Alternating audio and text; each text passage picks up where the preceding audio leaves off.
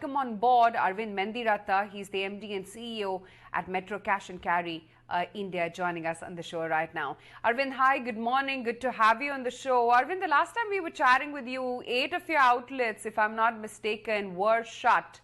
What's the update on your stores now? Now that the lockdown has been extended, have you had to shut any more stores? Good morning. Thank you for inviting me to the show. So as we speak, all our 27 stores all over the country are operational. Yes, there are restrictions. So in 7 out of these 27 stores, we are only allowed to do delivery. So we cannot entertain any walk-in customers. And in the balance stores, there are some restrictions on timings. So typically before the COVID and before the lockdown, we would open the store at 6 a.m. in the morning so that the business customers could come and shop. Right now, we open the store around 7 a.m. We used to keep them open till about 10 p.m. But now in most of the places, the stores get shut down by about 6 p.m. And there are some states like Gujarat, UP, Punjab, and Andhra Pradesh, where the operating hours are reduced to only 4 or 5 per day. So there the restrictions continue to be pretty harsh. But overall, I will say that things have gotten much better since we last spoke. After the lockdown, immediately after that, for the first 3-4 days, our attendance was about 20-25%. Right now, for the last several days and several weeks, we have been operating at an attendance of between 55 to 60%. The situation on the supply side has also improved a lot. We were seeing shortages in the first few weeks post the lockdown. Now, most of the FMCG companies have started production. Certainly, they're not operating at 90 or 100% capacity. They're operating anywhere between 30 to 60% capacity. So there is still some shortage, especially for fast-moving articles. On the commodity side, things are more or less normal. So we have ample stocks of all the commodities like rice, pulses, flour, etc., sugar, salt. So there's no shortage of essential commodities. And also, I will say that we have got tremendous support from various bodies of the government, from DPIIT to Ministry of Consumer Affairs, Ministry of Food Processing, to make sure the stores continue uninterrupted. We've also seen tremendous cooperation from various state governments. In fact, I would like to call out one example in Telangana state, where the Hyderabad DCP formed a task force on essential products. And if there was any blockade of trucks, we could reach out to her and immediately the trucks would be released. So we have seen phenomenal examples of private-public partnership, because of which the business has continued more or less uninterrupted, at least on the food side. Yes, there have been challenges, as I mentioned earlier, in a few states. And right now, our request to the government is to slowly ease the lockdown, because there are a lot of customers who are asking for products which are not really currently deemed to be essential.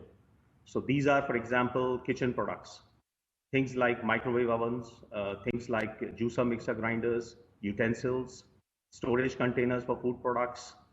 As we also know, summer is around the corner. So while the government 2 days ago allowed the sale of fans, I think there's also an opportunity to sell refrigerators, air coolers, maybe air conditioners if the government doesn't consider it to be a luxury product.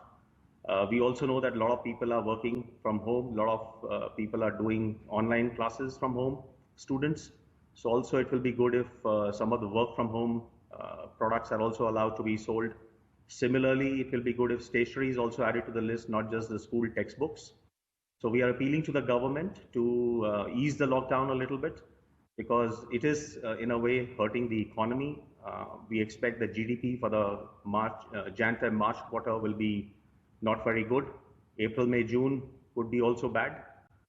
So we appeal that the economy now should start opening up a little bit.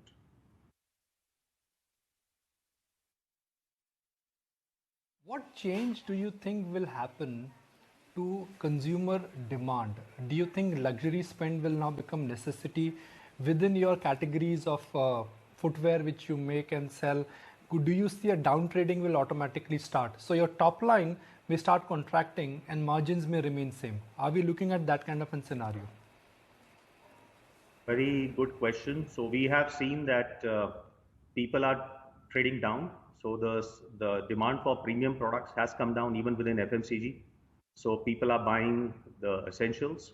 As you also know, there's a lot of uncertainty in the economy. A lot of people are worried about layoffs. While the government has clearly sent a directive to all the companies not to lay off people or not to do any salary cuts, but people are worried what will happen after the lockdown is lifted. So yes, there will be an impact on discretionary spend. We think that some of the non-essential products will see a contraction in demand, maybe for the next 12 to 18 months. Things like cosmetics, skincare within FMCG. Then there are categories like footwear, apparel, where I think there'll be contraction in demand. We also know what's happening in the auto sector. So yes, I expect that there'll be a contraction in demand. Our estimate, basis what we have looked at different reports, is that the GDP for the financial year 2020-21 would contract by 2 to 3% in the best case. So that's, I think, going to be a big challenge for most of the companies and also for the government. And certainly people will not spend as frequently and as often as they were spending in the past, and they will buy only the essentials.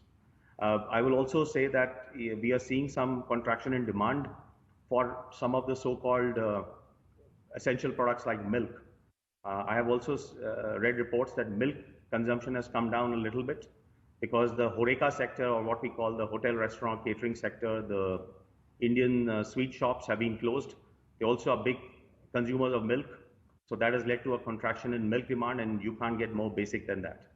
So yes, there will be an impact, and it will be therefore very important for all the companies to look at the cost side of the equation and make sure that they restructure the operations, they run more leaner and meaner operations. And we're also seeing a big trend towards digitalization. I don't think in the post-COVID world, or even in the current situation, you can survive as an organization without a very strong e-commerce or digital play. And we also have rolled out in the last 30 days an app for our Kirana customers, so that if they have difficulty coming to the stores for some reason, they can order online and get the same products delivered at a very nominal cost.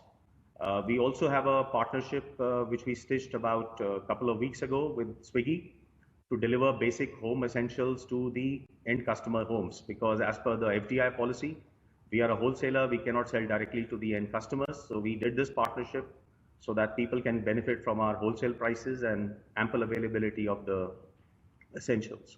And by doing some of these innovative things, we have been able to make sure, at least on the food side, our business is almost at the same level as a year ago. And in the Kirana segment, which is another thing I want to highlight, our business has grown by 30 to 40%. So one thing I must highlight in the last 30 days that we have seen is that, contrary to popular expectation, where even the government felt initially that food and grocery essentials will be delivered to customers' homes by many of the e-commerce companies, one segment which has done an extraordinary job are the neighborhood mom and pop Kirana stores. They have stood tall during this pandemic, during this crisis, and they have made sure that households are getting their daily essentials. And we are also seeing that they are selling sometimes below MRP to make sure that when people are during these hard times, they are not coughing up more money to buy these essentials. And that's a great thing. It also reinforces our belief, which we have always had, that in India, in food and grocery segment, the mainstay of that segment is the Kirana store. And yesterday, there was a partnership announced by Reliance and Facebook, which is just reinforcing that in India, the Kirana, mom and pop Kirana stores will continue to remain relevant for a very long time. But as I said, going forward, we request the government to ease some of the restrictions and allow us and also the e-commerce companies to start selling some of the so-called non-essentials, because from the point of view of the customers, they're very critical articles. So if my juicer mixer grinder is not working or breaks down, for me, it poses a lot of hardships. People want to buy utensils. People want to buy, IT accessories. People want to buy a refrigerator. If the refrigerator breaks down and summer is now around us, what will people do? So these